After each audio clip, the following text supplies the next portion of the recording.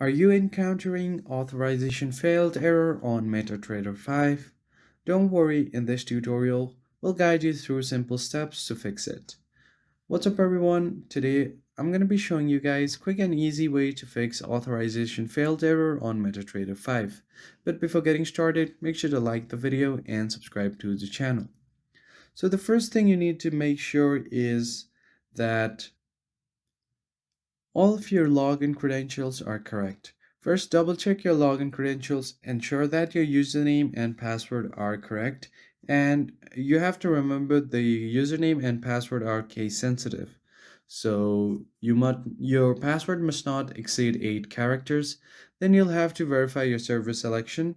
If you have selected a different broker or a server, then you will face the issue logging in. The third thing you need to check is your internet connection. See if you have a stable enough internet connection, and once you have made sure that your internet connection is stable, you can try to log back in again. Or if it does not work, try switching to mobile data. Then you'll have to update your MetaTrader 5. For that, you just open up your Play Store and search for MetaTrader 5. And once you do that, you can just tap on it to see if there is an update button available and update the app. The other thing you can try to do is uninstall the application and reinstall it.